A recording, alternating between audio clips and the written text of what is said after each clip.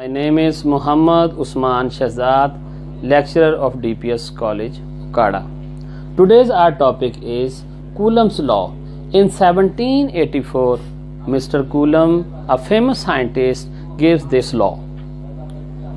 Before starting this law, I would like to discuss types of charges. There are two types of charges, positive and negative. As we know that like charges always repel each other, whereas unlike charges always attracts each other.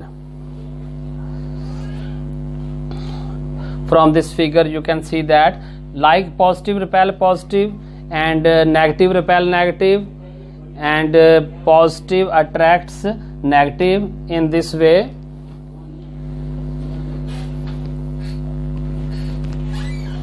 So now consider we have two charges, positive and negative. Let's the name of this charge is Q1 and the name of this charge is Q2. If both charges are positive, positive repel positive, Q2 Q1 charge को इस direction में repel करेगा. हम इस force को नाम रख देते हैं F1 और Q1 Q2 को इस डायरेक्शन में रिपेल करेगा. हम इस फोर्स का नाम रख देते हैं F2. The distance between these two charges is represented by R. चूंकि ये फोर्स F1 जो फोर्स है ये Q2 Q1 पर लगा रहा है इस डायरेक्शन में, तो हम इसको रीनेम कर सकते हैं F12. और ये जो F2 फोर्स है ये Q1 Q2 पर इस डायरेक्शन में लगा रहा है, तो हम इसको रीनेम कर सकते हैं F21.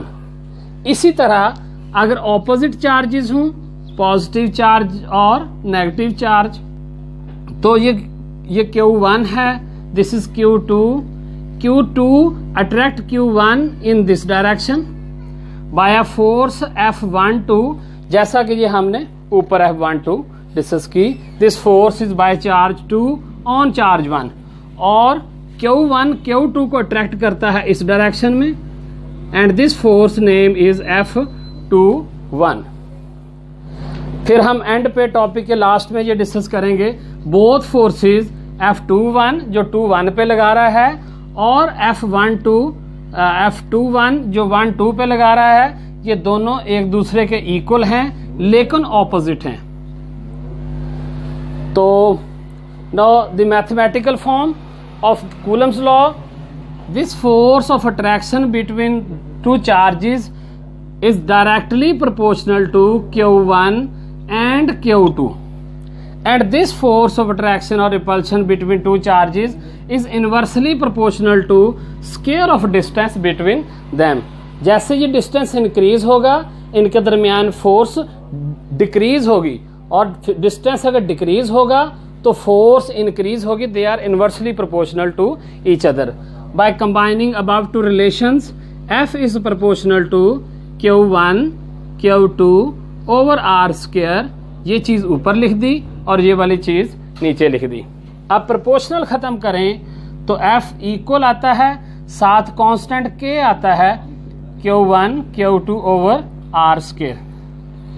This K is called proportionality constant.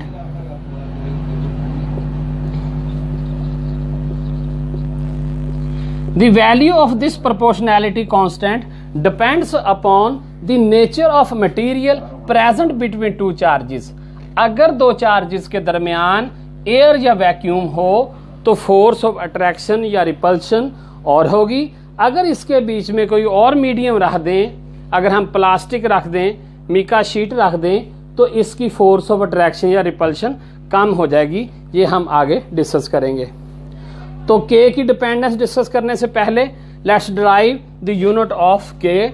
तो R स्क्वायर इधर आके मल्टीप्लाई हो जाएगा FR स्क्वायर और Q1 Q2 इस तरफ आके डिवाइड हो जाएगा. Q1 into Q2 is equal to K. और यूनिट ड्राइव करने के लिए unit of force is newton, unit of distance is metre और स्क्वायर आ गया.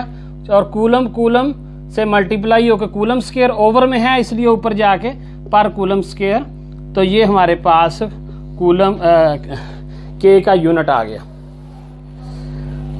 तो अगर हम इन चार्जेस के दरमियान में कोई एयर या वैक्यूम कंसिडर करें तो वैल्यू ऑफ के कितनी होगी वो हम फाइंड करते हैं।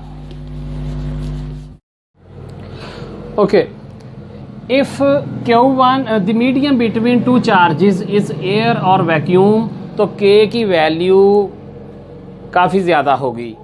और अगर इसके दरमियान मीडियम कोई और प्लास्टिक, कोई मिका शीट, कोई भी और मीडियम रख दिया जाए तो के की वैल्यू रिड्यूस हो जाएगी।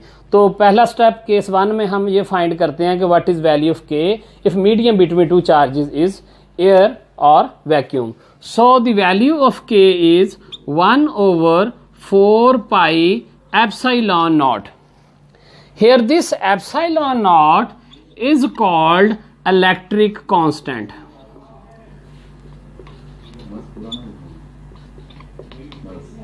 Is called electric constant और permittivity of free space, दूसरा नाम इसका है permittivity of free space।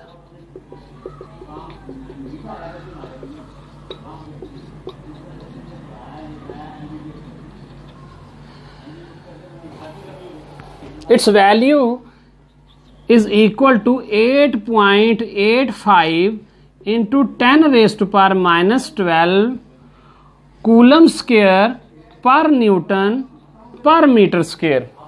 और अगर हम ये वैल्यू इसमें पुट करें तो के का जो आंसर आता है that is 9 multiply by 10 raised power 9 newton metre square पर कूलम स्क्वायर। तो जो फोर्स ऑफ अट्रैक्शन इनके दरमियान है, टू चार्जेस के दरमियान, वो फोर्स ऑफ अट्रैक्शन के ऊपर डिपेंड करती है। और अगर ये वैल्यू फोर्स में हम पुट करें F इज इक्वल टू के Q1 Q2 over R square, तो यहाँ पर अगर हम ये वैल्यू पुट करें तो ये फार्मूला बन जाएगा F इज इक्वल टू के Q1 Q2 over R square. तो ये हमारा 1/4 pi epsilon naught Q1 Q2 over R square. और अगर इसको वेक्टर फॉर्म में लिखना हो तो F vector is equal to 1/4 pi epsilon naught Q1 Q2 over R square into R unit vector. तो आर यूनिट वेक्टर की वही डायरेक्शन होगी जो फोर्स की डायरेक्शन होगी। ओके जी, no if some medium dielectric medium present between two charges. Dielectric medium क्या होता है जी? An insulating medium present between two charges is called dielectric medium. वो प्लास्टिक हो सकता है, वो मिका शीट हो सकती है, ग्लास हो सकता है। अगर दो चार्जेस के दरमियान हम वो रखें तो के की वैल्यू डिक्रीज होती है। कैसे डिक्रीज होती है? के की वैल्यू ये हो जाएगी 1/4 pi epsilon naught epsilon R. तो ये ई आर के इनवर्सली प्रोपोर्शनल है। अब E R is called dielectric constant और इसको रिलेटिव परमिटिविटी ऑफ मीडियम भी कहते हैं। And E R have no unit, यहाँ ई आर का कोई यूनिट नहीं है। Look at this table, vacuum have epsilon R 1 और ई आर की वैल्यू एयर की है 1.0006। इसी तरह बाकी मीडियम्स को देखें, ई आर की वैल्यू मोर देन 1 है। और अगर ई आर की वैल्यू ग्रेटर देन 1 है और यहाँ पुट करें तो के की वैल्यू रिड्यूस हो जाएगी पहले की निस्बत। तो अगर ये वैल्यू एफ के फार्मूले में पुट करें, F is equal to 1/4 pi epsilon naught E R, ये के की जगह वैल्यू पुट की Q1 Q2 over R square. तो ये हमारे पास आ गया। ओके जी, लास्ट पोर्शन आ गया इस टॉपिक का। Coulomb's force is mutual force. इस पोर्शन में हम ये करेंगे, हम ये प्रूव करेंगे कि F12 जो फोर्स Q2 Q1 पे लगाता है वो, और जो फोर्स Q1 Q2 पे लगाता है F21, both are equal in magnitude but opposite in direction. ये चीज अब हम प्रूव करेंगे। So we know that F is equal to 1/4 pi epsilon naught Q1 Q2 over R square. ये हमने पढ़ा। अगर इसको वेक्टर फॉर्म के अंदर लिखेंगे तो इसके ऊपर एरो लग जाएगा और इस साइड पर इसके ऊपर यूनिट वेक्टर लग जाएगा। अब लेफ्ट साइड भी वेक्टर होगी, राइट साइड भी वेक्टर होगी और इसकी वही डायरेक्शन होगी जो इसकी डायरेक्शन होगी, तो लेफ्ट साइड और राइट साइड की डायरेक्शन सेम होगी। अब अगर मैं इसको F12 लिखूं, F12 vector is equal to 1/4 pi epsilon naught Q1 Q2 over R square, तो R12 यूनिट वेक्टर आएगा। अब F12 इधर चेंज किया और इधर R12 हो गया। अगर फिगर में देखें तो F12 इस डायरेक्शन में है और R12 भी इस डायरेक्शन में होगी और इसकी मैग्नीट्यूड 1 होगी। इसी तरह अगर मैं F21 को लिखूं, वो भी 1/4 पाई एप्सिलॉन नॉट, सारी वैल्यू वही है, सिर्फ उसमें भी हल्का सा फर्क है, R21 और यूनिट वेक्टर, यानी कि F21 और R21 इनकी डायरेक्शन भी सेम है। इस फिगर में देखें, Q2 में देखें, उस तरफ F21 है और R21 यूनिट वेक्टर भी इसी तरफ है और इस वेक्टर की मैग्नीट्यूड भी 1 है।